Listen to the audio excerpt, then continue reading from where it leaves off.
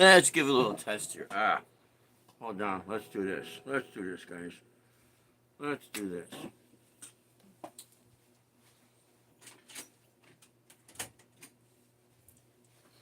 Okay.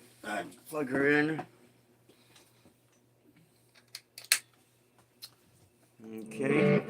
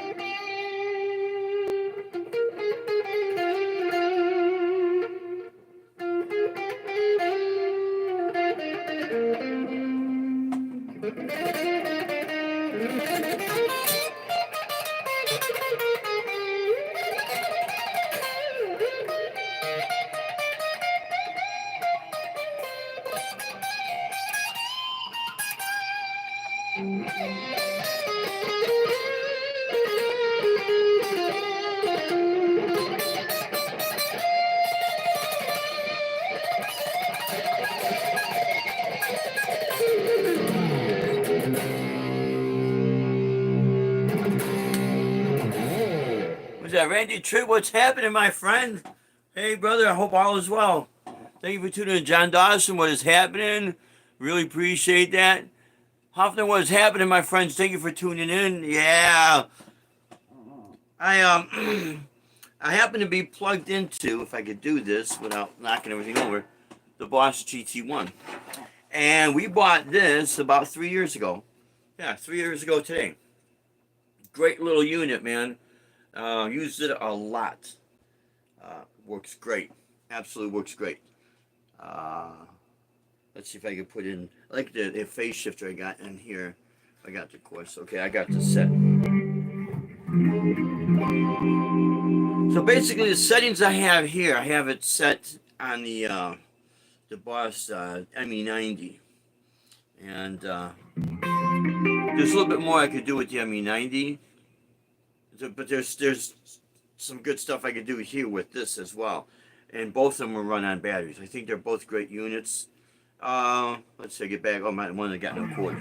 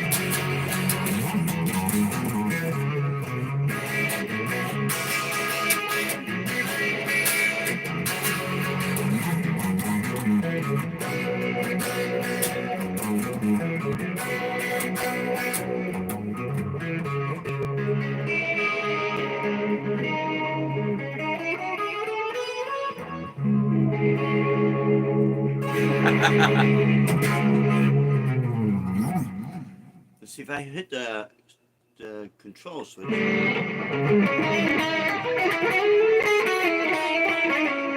Yeah, it shuts off the phase shifter and turns on the overdrive. When I turn off the CTL #1 switch here, it turns off the overdrive and turns back on the phase shifter.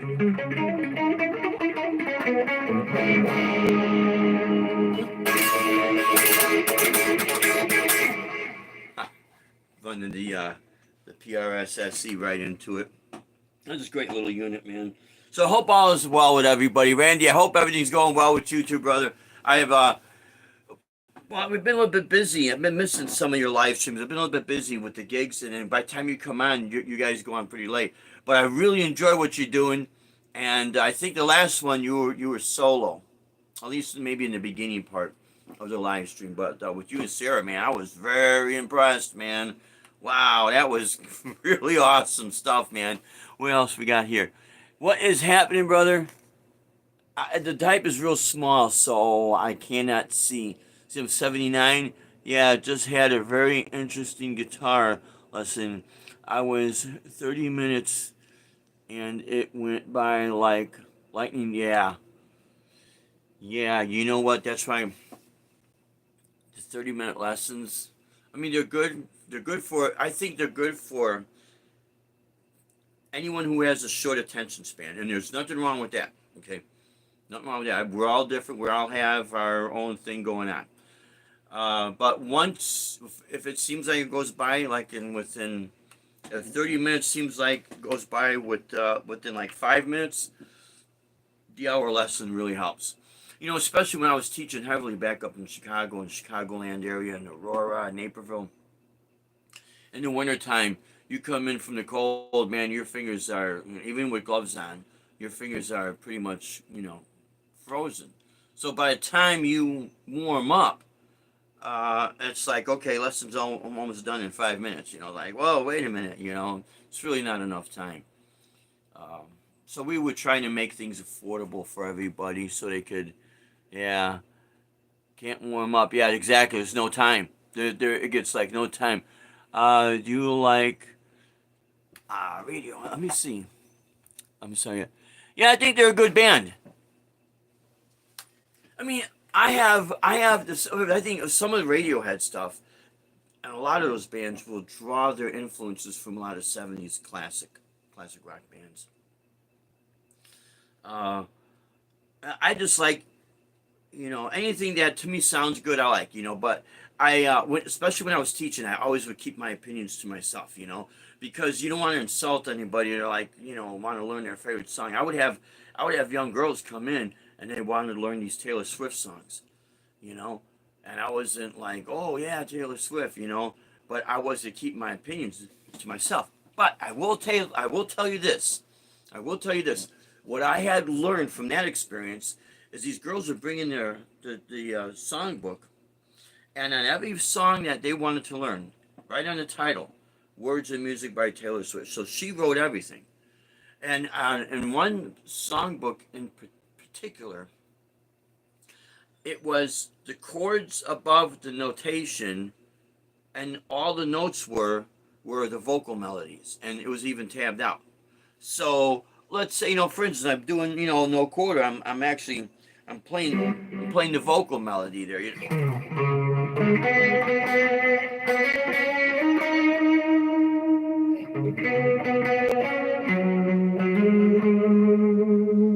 Or, for instance, when I am doing, I'll go over to this. When I am doing the vocal melody to the Foreigner song, "Waiting for a Girl Like You."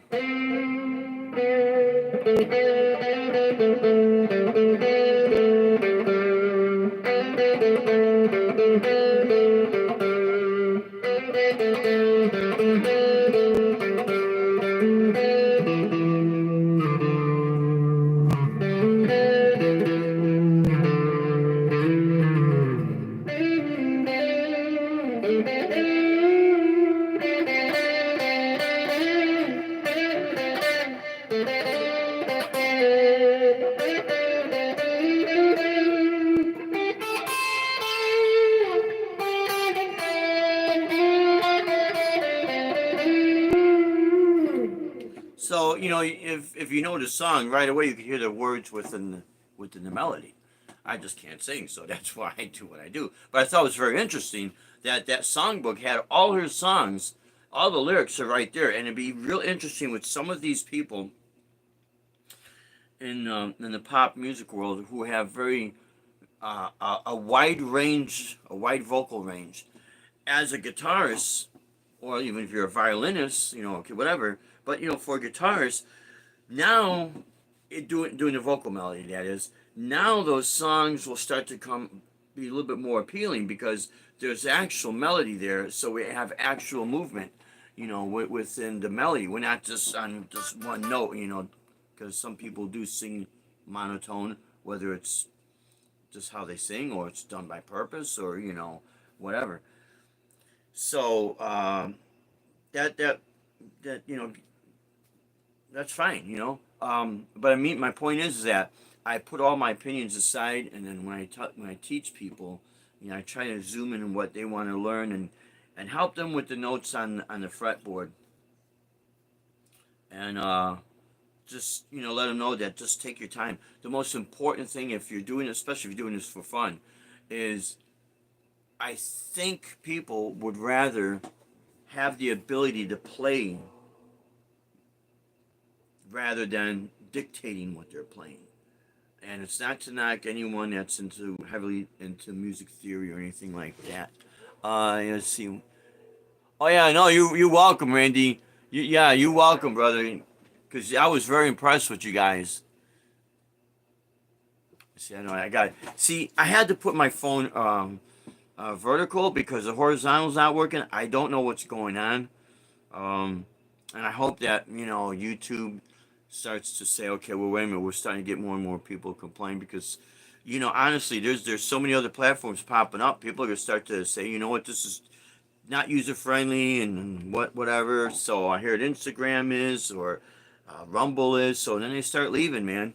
And if the name of the game is advertisement, views and advertisement, content creator, well, it's gonna be more of the views when people are having a hard time working something and some other product pops up that's easier to go this way, man. So just something to think about. Yeah, I told the teacher that I wanted to work on my time management, and that's real good organization of the songs. Yeah, knowledge is always welcome. I guess it really is. And here's the thing with knowledge, everyone has got a perspective that maybe, for myself, maybe I haven't thought about. So it's like, oh, I never thought about that. So you know what? That's a good idea to check that out and view it. And if it's something that works for me, I'll adapt it. If it's something that doesn't work for me, that's fine because it doesn't mean it's not good information. It's just not good information for me. And at that point, so okay, one of these days I'll come down there and we'll jam. Oh, that'd be great, Randy. Yeah, that would be awesome. That would be fantastic, man. So I'm gonna give a really, really quick update on everything. So far, no problems. I'm still walking. I'm still breathing. I have no issues. Life is great. I changed my diet, which has been great. I'm not taking any medication for anything. That's great. Because that little episode I had, it's a good thing we shut down the live stream at the St. Patty's Day gig. If we'd left that live stream going, yeah, you'd see me sitting with my back turned on the stage, and not doing too well. And then an off-duty paramedic started asking me questions, and then another girl, she was also an EMT, and she's feeling me. Oh man, he feels all clammy, and then they call another paramedic, and then the AFib thing. And it's like, but see, the thing is, things will trigger. It doesn't necessarily mean I have AFib, and that's the whole thing. And I kind of thought this, and when Deb told me this, you know what? Because she came in after she brought the gear back to the house. She met me at the hospital. I was in the ICU room, and I'm all hooked up to all the machines, and I started feeling great. They put in they were hydrating me and everything. I was like, man, I feel like I could get up and go home right now. And she said, I'm looking at your vitals and everything looks like it's normal.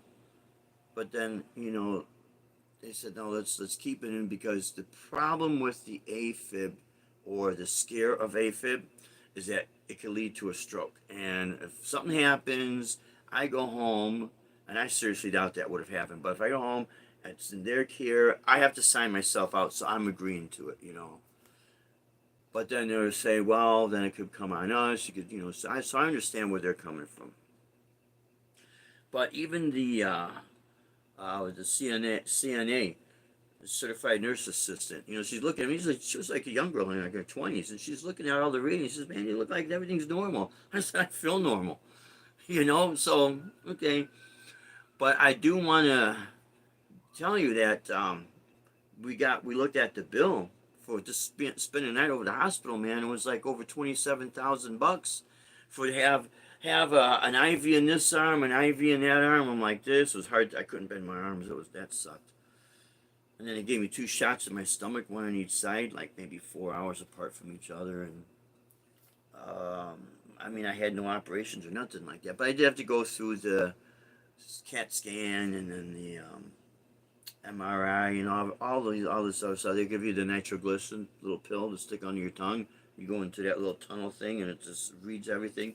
Nothing's clogged. So if there's nothing clogged, there's nothing to fix. So, but you know, they have to cover their own hinds, I guess, and I understand. But with that, it was over $27,000 just for all that. Now, my insurance, all I had to pay was $150, so that was a good thing. And I have a friend of mine that he actually had surgery done, and he told me it was somewhere around in the area of $500,000. And he said, luckily he's a veteran, and you know he's on Medicare and all that. But $500,000, man, that's why I mean healthcare is real expensive, man. I didn't have to go through it. My 27,000 plus for sitting, laying, you know, doing a slumber party over at the hospital is nothing compared to $500,000. But all I had to pay from that was $150 off the 27 grand. So when I have people ask me about would I ever consider going back to full time, you know, musician, I said, well, you know, at this point, I don't think so. I like my driving gig. I get in a pension. I got great health benefits. You're not gonna get that with music, man. Unfortunately, you're not gonna get that with music. You know, it's the sad thing. That's the sad truth. And at the same time, I'm still able to play. Nothing went away. Yeah, I get up at 4 o'clock in the morning. Deb now she's driving where I'm driving at, and it's a great gig. We get we have an AM route and a PM route. We got time in between. We definitely take a nap because if we don't take a nap on Monday nights when I play at Jungle Bird, if I don't get that nap in between my routes, what's going to happen is by the time I get home, it's like a 21-hour day, and then I got to get up at 4 in the morning the next day to drive, and man, I better not get into an accident because that's not good. So we pace ourselves, and that's the best thing to do. And I can't tell what other people should or shouldn't do, but I will make this suggestion: if someone will ever ask me, if you if you have any type of a side hustle, side gig, day job, whatever that you kind of like, and you got great benefits, everything is there's more positive than negative. You may want to think twice before you quit that gig to do music full time or anything. I'm not trying to discourage people, but you really should consider before you do it, especially as you get older. When you're young, you got time on your hands. And listen, it is a great experience doing music full time or your art full time or anything full time. It is a great experience. I'm not trying to discourage anybody from doing that. By all means, you want to find out what it's like, go do it. Now you're going to find out what it's like. There is a lot of benefits to it, getting that experience and that. But as you get older, if you feel like you could hit the panic button because of financial situation, and you're blowing through savings, and now you're getting more and more worried. Just remember one thing: as you get older, the more you worry, the more likely you could get sick. And then once you get in that situation, as you start to get older, then when you do need to go back to work or to find out to do whatever it is that you need to do to get that money steady flow come in, and now it might be a little bit tough because if once you start getting sick, to a point where it's irreversible, that's a problem. That's a problem. Now, if you're doing something full time, music full time or art full time, and or even if you're working and you don't necessarily have good insurance or any insurance, there are um, organizations like MediShare and Christian Health Care Ministries where you share everyone that is involved in that group. They share the bills, and it does help. So I don't want to sound like doom and gloom, and the only way you're going to make it is if you have a day job or anything. No, you just there are organizations that are out there to help. The best thing to do though is if you could maintain saving, you know, because that's going to help you. I think what causes the panic button is knowing that you're behind in bills, and whatever savings you had started dwindling, and now you got to start to sell stuff. And then if you're in a situation that you can't sell stuff because no one has the money to buy, it just compounds. It compounds the worry, and when the worry compounds, you know, the sickness could compound. You could start to develop things that are irreversible. So you just keep that in mind. But at the same time, look at what your personal situation is, your financial situation, your health situation, and then make those determinations based on that. Because what works for me may not necessarily work for anybody else. Hey guys, how are you? Hey Tyler, what is happening? Listen, sorry I didn't know that was you. Yeah, Tyler, I hope you're still in the chat, my friend. I heard that you moved, and actually I heard that you moved. This is a little while ago, because you used to be able to come down to the art and music walk and play. And that's great, man. Keep doing what you're doing. You're young, and you're an incredible guitar player. So yeah, keep it up, man. A lot of us, when we see younger, what makes us wish that we were young again is that we could build, you know, build ourselves back up. So yeah, I hope everything was going well for you, man. And I have this phone vertical, so it's kind of hard to see. Well, actually, it might be even be easier to see now that I think about it. Yeah, I hope all is well with you, man. Let's see if I can move up on the chat here. No? Okay. Yeah. Anyways, so that would be my advice. Look at your personal situation. There's so much advice out there, and you have to kind of take it with a grain of salt. Best thing to do is, listen to what people got to say. There's nothing wrong with that, and see if there's any information in it that can help you out. And if there is, hey, by all means, check it out. By all means, check it out. And if it's something that maybe you think is not for you, then just shy away from it, or look at it from a distance, and just see how it'll work for you before you dive in. Because here's the thing, and again, this really is for people who are in these situations that you're living off of your last paycheck, but you want to do this because you've seen other people do it. Really do the research before, because you'd be surprised. Before a lot of us have done anything in this full time, we made sure that we saved up some money so we could afford to do it. Because unfortunately, it will always come down to the finances. It really does. So that being said, I want to also talk about our good friend Dave Simpson. I saw a couple of his videos addressing this issue. One of them is, I guess, this Saturday. I forget where. Now he's in England, so somewhere over there, he is going to be doing a. I thought he said it was a 3-hour master class. So probably mostly it would be performance, and then like a guitar seminar. We've done a couple of those. One of them was with Studio College that Deb was going to in Naperville, Illinois. I think it was called the SEAC conference, and it stood for Self-Employment in the Arts. And I'll never forget this. I go talk with the dean, the dean of her college, and I don't have a college degree. just went to trade school.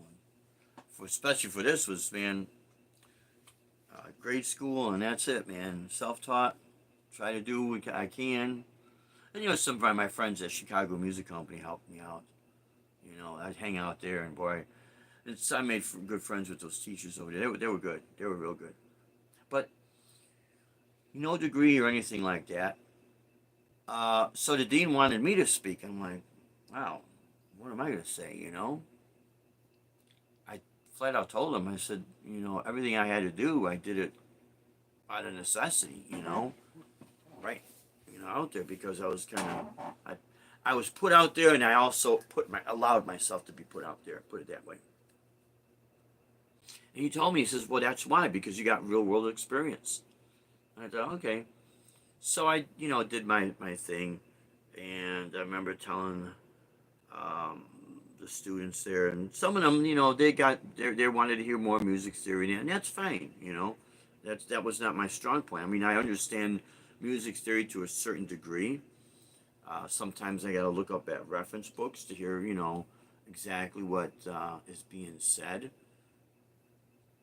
But that's because I focused all on performing, and I know out there in the performing world, the theory talk is good for communication, but for the actual performance, it doesn't matter. Sounding good is what matters, and learning how to sound good and having control of your instrument and things of that nature. That's what's required. My way around the whole theory thing was knowing where my notes are laid out. And I would always say, I would always, here, I'm gonna explain something here. I would always use middle C. The middle C that I would reference to was middle C on the music staff. You see, now this is a part of music theory I can understand. Middle C on the music staff is this.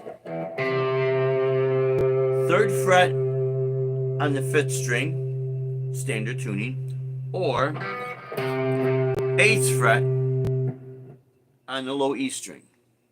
That's your middle C. That's on the staff. That separates basically the treble clef from the bass clef. But you do have an alto clef in there with a movable middle C in there. It's a little bit different there. But basic knowledge, like for instance, when you look at music, sheet music, okay.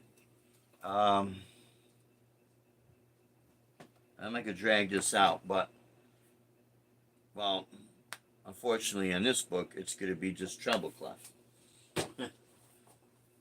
Watch, I won't find it.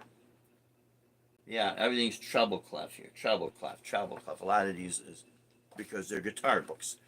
But if you get a piano book that has it'll say for guitar, piano, and vocals, then you're going to have a treble clef and a bass clef. So that's what the C basically separates the treble clef from bass clef. So, in other words, when I'm communicating with let's say a keyboard player, and I'm not embarrassed, and the reason why I'm bringing this up is because hopefully Dave Simpson's going to see this, and this is going to give him a little bit of a less worry, let's say, that he needs to understand all this stuff, because I know it can be difficult, and Saturday's only what, a couple of days, just 2 days away, really. We got Friday and Saturday here, right? Anyways, so this would be, so this chord right here, I think they consider an E major 9, I guess. Excuse me. Well, I could be wrong, but let's do this. I would tell the keyboard player, okay, so I'm not too sure what you mean, but if it sounds like this, so is this the chord you mean? So I tell you what, give me the notes you're playing, low pitch to high, above and or below middle C on the staff. In this situation, we're above middle C. So here's my notes. We have E. The next note we have here is G sharp. The next note we have here is D sharp. Sorry about that. The next one is F sharp, and then we have open E. And then whatever the rhythm pattern might be, well, I could figure that out.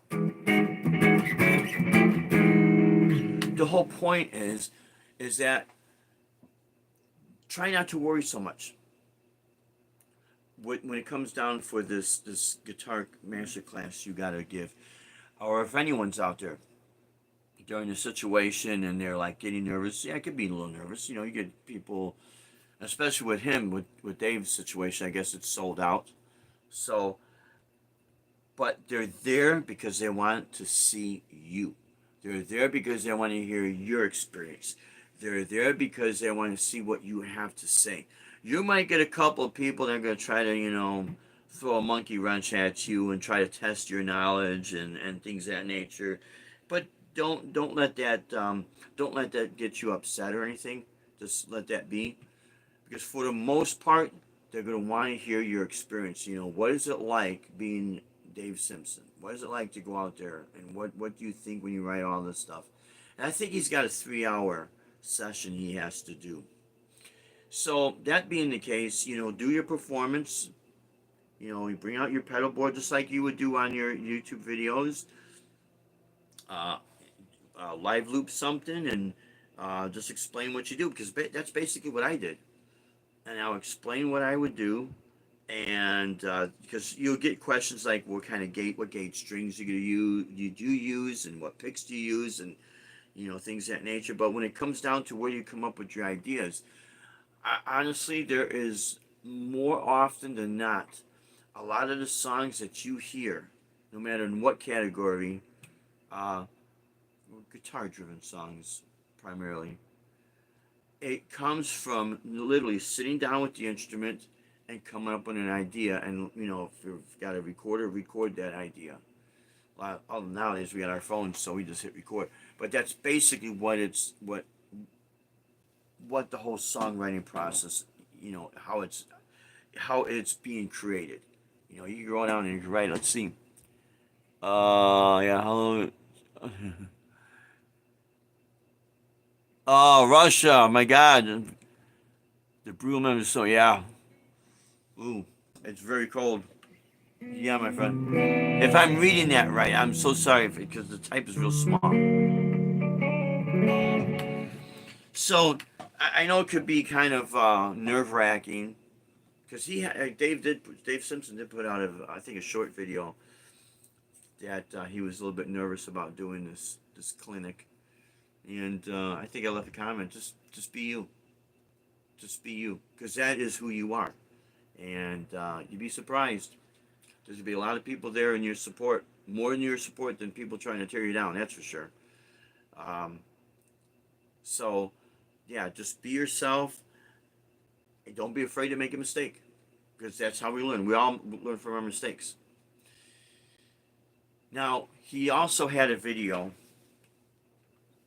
that he put up. I think I saw this yesterday, and it's pertaining to his band Red Giant, and they're going on a tour.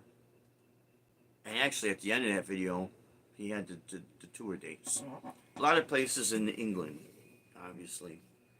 But then he said the ticket sales were way down, and you could tell it just really bothered him. It's a tough one. It's tough. You're not you cannot make people buy tickets. Because he made an interesting comment, and it's so true. He said, "Yeah, people say, yeah, we'll be out. We'll just come out and support you, and we want to be there." And next, he does the gig, and they're not there. And now, how often has that happened to? It's happened to all. It's happened to all of us. And there's a lot of reasons for that. Sometimes people say things to be nice. Sometimes they really can't make it, because even though they may plan to get out there, something happens, they can't make it. If they got kids, they can't find a babysitter, or something happens, they just can't. Another thing he had mentioned about was with ticket sales. People cannot afford ticket sales, and if it's not in his control on the price, then it's through the promoters. They're the ones setting that, and they got to make their money. Everyone's got to make their money. And we all know that. He did mention that, the something to the effect that, the promoters and the venue owners are getting a little bit sore at him because they're like, man, you're supposed to be this big YouTuber with all these people, yet can't sell tickets. And he did mention it's not just him going through. It's a lot of even major bands have a hard time selling tickets. It's not like it used to be. It simply isn't. I don't know exactly how old Dave is. I think he's in his 20s, maybe approaching his late 20s. I don't know. But obviously, that's he was not around back in the 80s when we were gigging. And you know how they say the pay never went up? There's truth to that. There's definitely truth to that. That's with the clubs. But one thing we had is that, like what Dave is doing, he's doing a lot of original music, especially in the metal circuit back then. Oh man, it was so easy to do your own music, and I remember people would come out because they wanted to come out and check out the bands. That was the only way to check out the magic back then for independent musicians is that because we were not signed, and if you didn't have your own cassette out there, this was before the CDs, CD burners, they had to come out and watch you. They had to come out and see you, to find the music, new music. And at that time, man, it was great. It was great because there was so much good musicianship, and people wanted to see it, and they knew the only way they could see it is by going out. So a lot of these times the places were packed, and then as time went on, we started to see the decline, and of course it affects you. You're trying to give it your all, and you start feeling like you're failing. So let me make it real clear. Um, you know, I don't really consider that your call that you're failing. I don't want to say that because if you're still moving forward and you're still giving it your all, playing wise, you didn't fail. It's just the way everything has been declining. Now it's not at a total 100% decline, and the reason why I'm saying that is that the kids that ride with me, I've had some of them, especially on my other route, that play. And one of them was she graduated high school now. Her name's Riley. She plays, and I think her boyfriend was working at Guitar Center. And yeah, she likes a lot of different wide variety of music, and she's actually very good. She's very very good, and she seems to be open to a lot of you know different styles of music from different eras, which is really cool. I had another student, I think her name is Amanda. I think maybe she's a freshman or sophomore. She told me she just got another guitar, a Schecter, and she's all excited. She got a couple of Boss Katana amps, and she's all excited, and she loves Pantera. And I told her that my wife and I saw Pantera at Ozfest, and we met at Ozfest 1998, and all the Ozfest concerts we've gone to, all the metal shows we've gone to. And I could tell as I was telling her this, and her eyes were all lit up, like she wished that she could go and live in that era. I had another student when we were teaching in Illinois, um, Adrian, Adriana. Uh, I taught her from when she was 16 up to 19, so a few years. And she had a nice Gibson Les Paul Standard studio version. I mean, and she had this beautiful Schecter. It's called the Black Cherry Burst, but it wasn't a burst; it was a quilt, and with the abalone down the neck and around the headstock, and the Floyd Rose on there. I mean, it was a nice guitar, man. This girl, she saved her money. She knew what she wanted, and she bought it. She used to tell me, she she used to tell me that she was born in the wrong generation. She was born in the '80s. So through YouTube and other social media platforms, it does keep the music alive, and because of that, you're seeing an interest like with Dave Simpson. He's in his 20s, and he's out there playing. And, he's a big fan of Rory Gallagher and John Frusciante, and his style. When I watch Dave play, it's kind of like watching myself when I was younger, with all the energy and all the dreams and the hopes and that. Just remember one thing, Dave. They cannot take away your performance. You're real.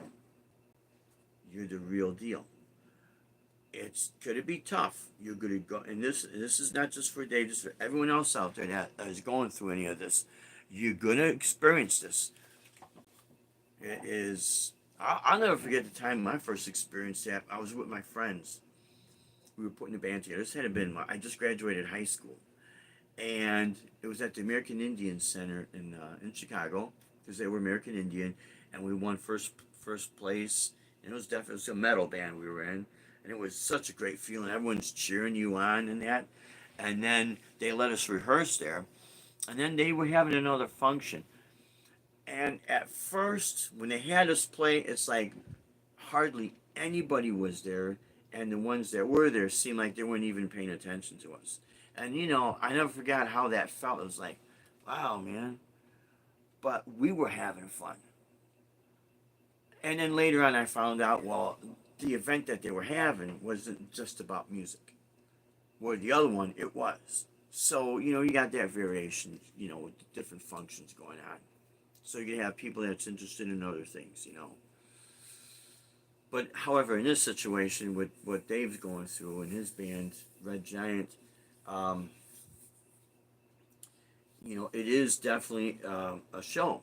There's not going to be an arts and crafts over here, and then we're going to have clown twisting balloons over there. No, it's a concert, and the ticket sales have been down. And he said on his in his video that if people could come out, he would really appreciate it and buy the tickets. And he doesn't expect people to fly in from the U.S. or from Australia or anything like that.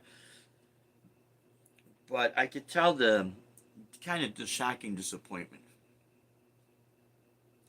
Because you try so hard, and it's just that we are at a point where part of this is not new anymore to those of us who have experienced it. It's only new for those who haven't. And then the new generation does have all these other elements thrown at them for their own interest. When I was a teenager, I think, and this is very sparingly, you go to the arcade, the video games, and they were just, pinball machines and, stuff like that. But when I was like my mid-teens, I can't remember anything like that. So, it was the music. We'd listen to albums, we save up, and we bought our guitars, and we put bands together, whether it be a garage band or a basement band, and I remember looking through the local paper we had called the Illinois Entertainer, and in the back it always had the classifieds, musicians looking for musicians, and you try to call whoever you can, and I mean, I would literally get on the CTA bus, Chicago Transit Authority bus, CTA bus, and ride, because I didn't have a car. I get on there with my Crate 1R amp, and then later on we went to a Lab Series L5 amp, and then let's see, the Marshall with the 212s. That thing was heavy, man. And then my Peavey Special 130. The Special 130 was cool because it was more compact and it was loud. The jam sessions with my guitar buddies, and then the other bands I'd auditioned for, and that, and we would pitch in for the rehearsal rooms. The rehearsal rooms were old abandoned warehouse buildings, and they had separate rooms. So you'd pay something like $480 or something like that per month. Or you could rent out hourly room. It would be 10 hours.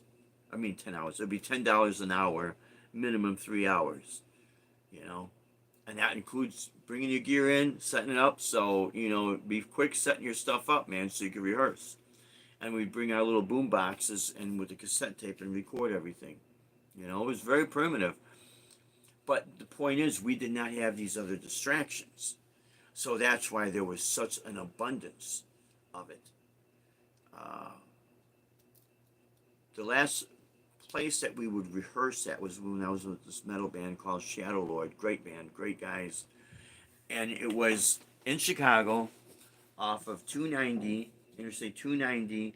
And it was, I want to say it was close to Roosevelt Road in that area, not too far from Cicero or maybe by Harlem Avenue. But anyways, it was an old warehouse, and literally the building was along the expressway. And we were on what, the third floor, I think it was. Oh wait a minute, was it? That was one of the last ones. One of the last ones. That was one of them. But one of the absolutely last ones, when my friend Bill, who was a vocalist from Shadow Lord, and then was in my band Legend. Then he had this band called Ravensthorn, and I went out there to his guitar player. I think got sick for a while, and he needed to replace his guitar player.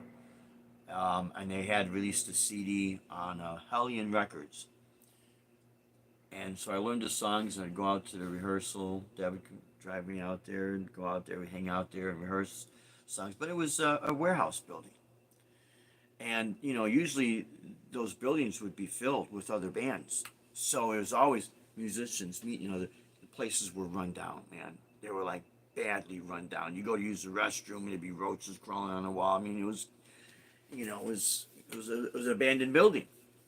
However, the people that owned the property that was allowing it to get rented out, you know, for us to use for a band rehearsal. I don't know how they pulled it off, but they did. But at that time, it was not uncommon. Some people got the idea, well, why don't we get a building and we'll just rent it out, because literally that's how many bands there were. You can make money off of just bands renting your rehearsal space. We rented out our garage one time for a band to rehearse in Aurora. So, and then we did some recordings for another friend of our band and that. But I don't mean to go on a tangent with this, but I wanted to paint the picture of what it was like. And now compare to what's going on now. So now you got YouTube and everything else.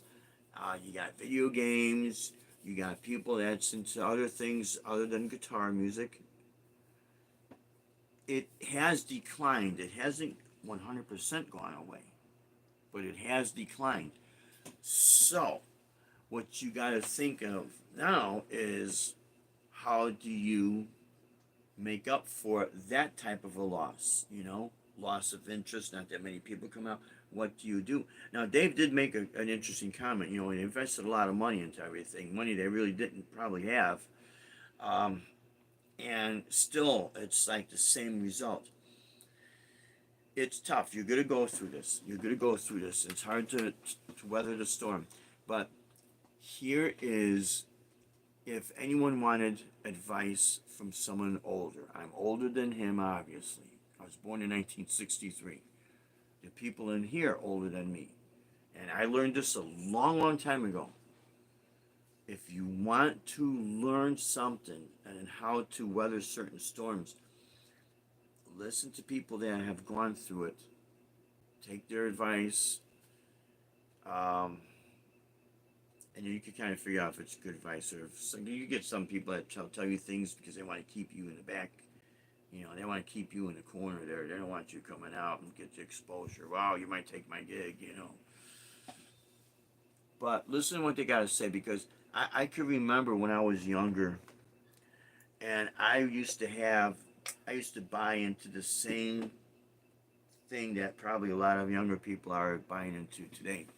I'm a baby boomer. I'm a boomer. What do I know, right? Well, see, some of my elders are boomers too, so I was born in the trail end of that generation. I used to think when I was younger that they were trying to tell me things to discourage me. Some were. Some were. And I figured out who they were. They were the ones that wanted to do the exact same thing, but for whatever reason they didn't. So they try to discourage me not to. But the ones who are sincere will say certain things like, we're not trying to discourage you from pursuing your dream. We just want you to be realistic and take a big look at the big picture here. And we say that because we care. You know, when people are not musicians or artists and they come to you and they tell you these things and they kind of give you a heart to heart, you could kind of figure out that they are being sincere. But they're not into music. They're not gonna spend money on a guitar. Oh, I can spend money on that. That ain't for me. You know. But from maybe I wanted to be a ball player, but for whatever happened, I couldn't make it. And I understand what you're doing. It's just a different element, but it's the same concept. Just have a strong backup system and stay in it. You know, hopefully Dave's band won't break up or anything like that. I think they're too tight a friendship there to let that happen. The only thing that could put things on the back burner is as they get older and they meet girls, and they got the girl bass player, she meets a boy, and they get interested, and as they get older they fall in love and they decide they want to get married. Okay, it doesn't mean you cannot continue with the music. It means you have to work that around life. It doesn't mean you gotta quit. It means you just have to make adjustments, and anything that is worth working for and worth saving will be worth working around those adjustments. Making those adjustments and working around it. So before I close off, because I said I'd only be on an hour, and I could see it's going on an hour. And for anyone out there that's going through this, don't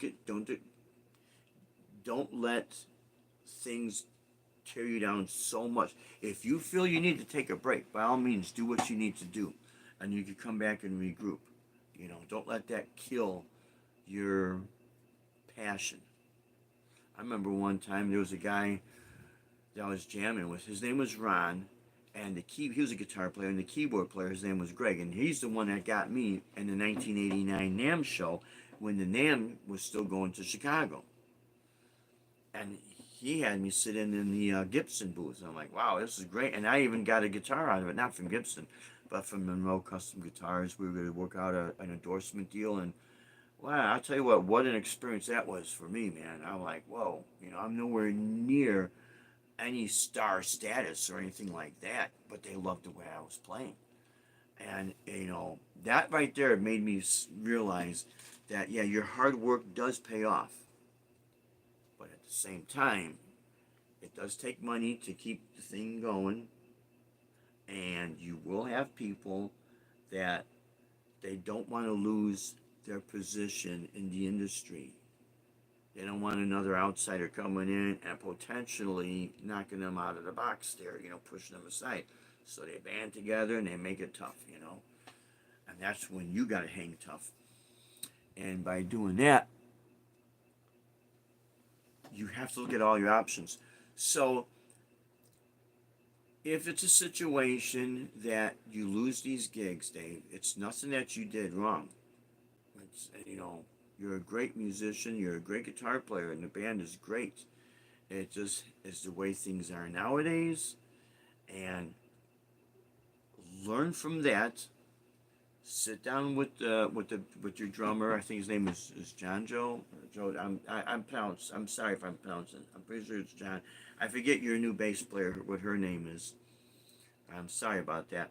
But sit down and find a way that you could keep things going, even if you need to do other things, and even if you need to other things than music.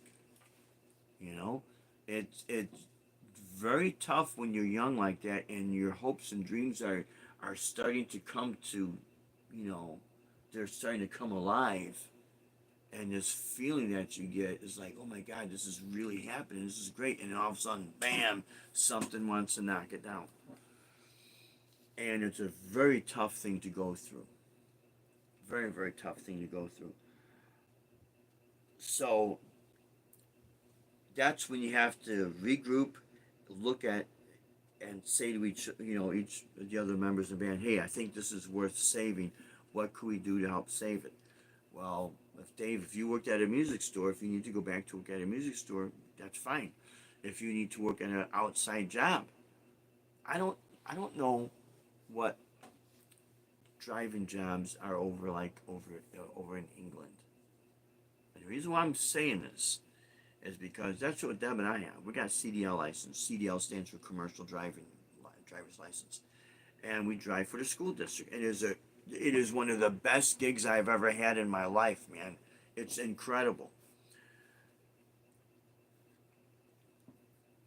See what you could do in that part, and you'll still be able to keep your music alive, and you won't have to work so hard, physically hard.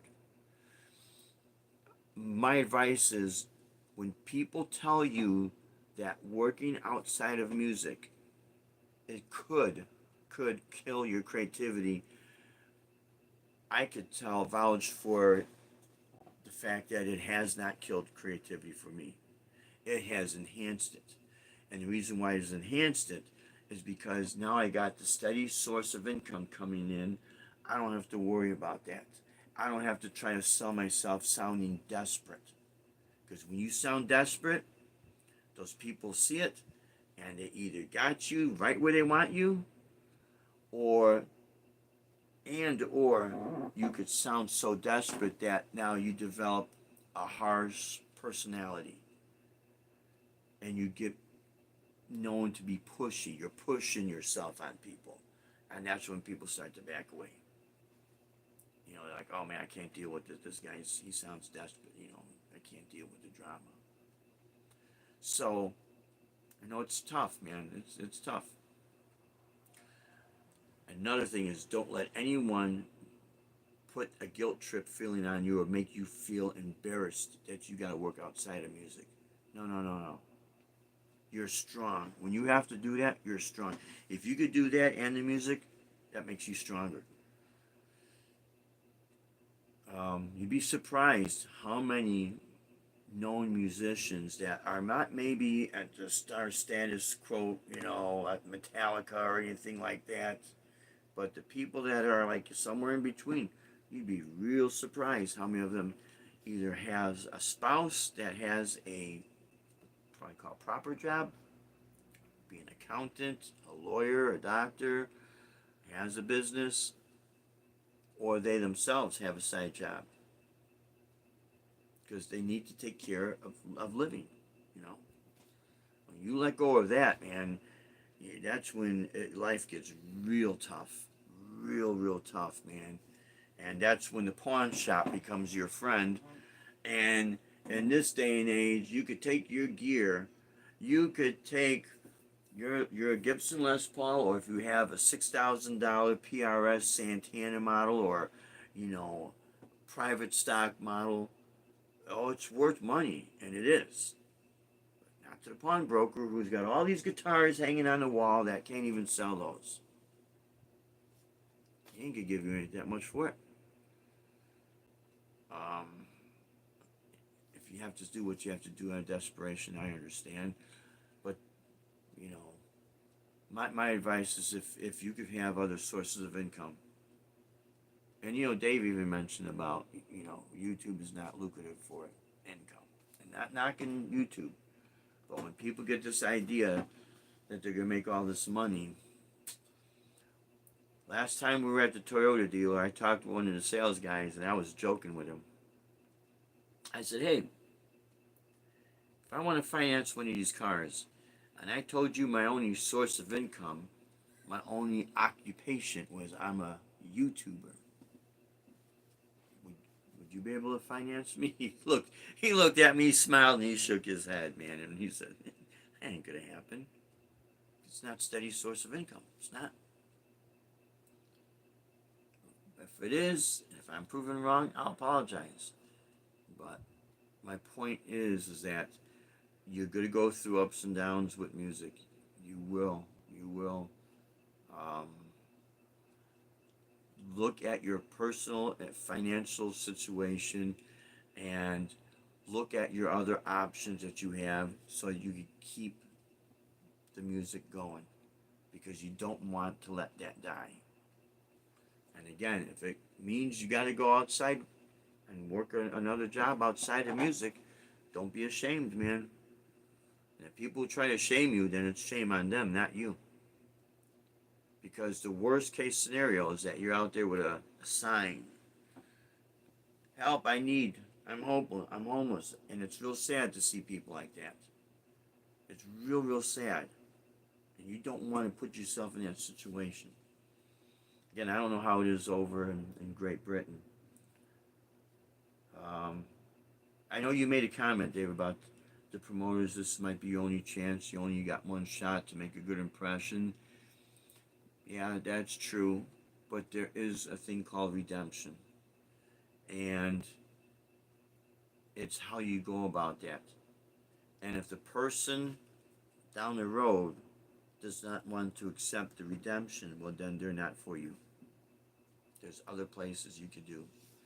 You'd be real surprised what you can do if you had enough money.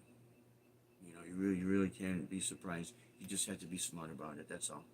So again, don't let this bother you. We all go through losing gigs, man. It's not a good feeling, not a good feeling at all.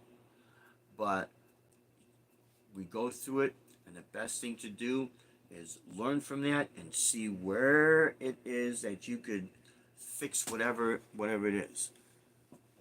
And then if you come to the you if you look at it from the outside and say, okay, what did I do wrong? And like, wait a minute, I don't think I did anything wrong. You know, the music we're doing, I like, we're solid. Other people like it, but maybe not enough people to come out to support it are out there. And if you don't want to change, which I really wouldn't recommend this, but that's just me. Do things to please other people just to get the gig, and then you feel like you're suffocating yourself. Don't do that, man. In that situation, if you need to go back to work, go ahead and do it. You can always build your music back up. Don't let that die. So I hope this has helped everyone out there, and especially our good friend Dave, because I felt for you, man. When I saw the video. You're out there walking the beautiful countryside, by the way, you know. And I'm like, wow, man, you know, I know what this guy's going through because I've gone through it. We all go through it. You will bounce back up. And remember, for Saturday, if your guitar master class is still on, just be you. Don't even be afraid to say, you know what, I don't know about that subject. Or I don't know about this, but here, I know I could do this. And because I could do this, it's helped me along the way. Because you'd be real surprised. You know, it's not always what you know that's going to help someone learn something. Sometimes it's the things that you don't know, and you're able to show them that you don't know something. And then it kind of opens up their mind because now they don't feel like there's such a disconnect. I used to experience that with my students, especially younger students. They'd look at me like I could do all this stuff, and they're like, "Oh, I'll never be." Even some of the adult students, "I'll never be able to do that." And then I flip the guitar left-handed, and I'm total beginner. And then not only that, if there's something that they would ask me, I just don't know. I'm not. That's not my area of expertise. Some Somehow that was also able to inspire them because now they felt like, okay, they didn't feel intimidated. Point being made. So don't you feel intimidated? You got enough that you could do this guitar master class because again they're gonna want there because they want to see what you got. They're interested in you. Always remember that.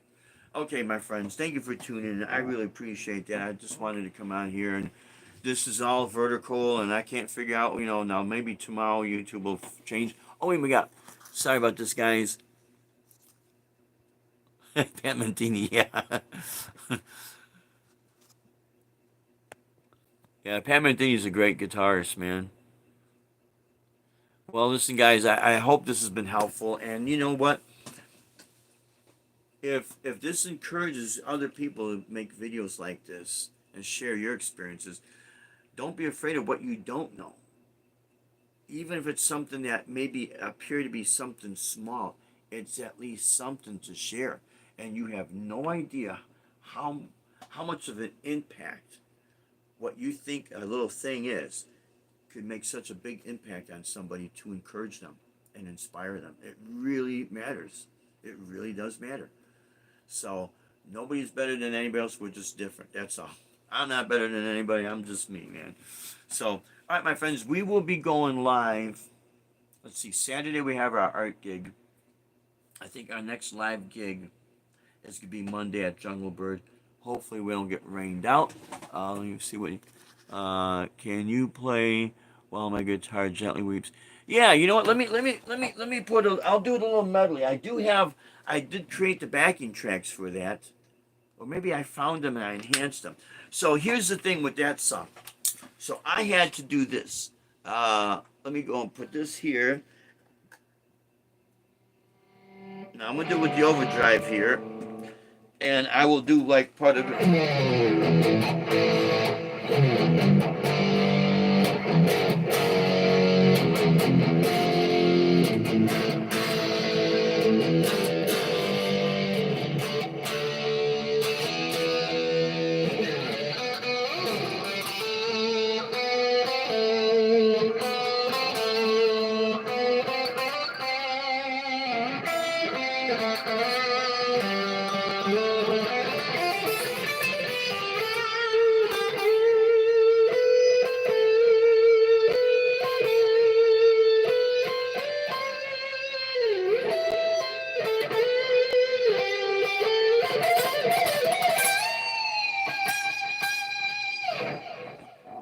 I'll bust that out again on one of my gigs. I haven't played that in a while, so I got to kind of relearn it. But I'll definitely bust that out again.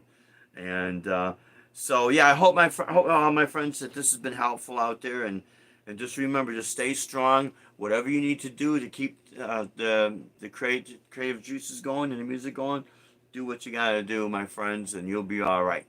So, all right, guys, have a great weekend. We will see you on Monday. We thank you so much for tuning in. We love you all.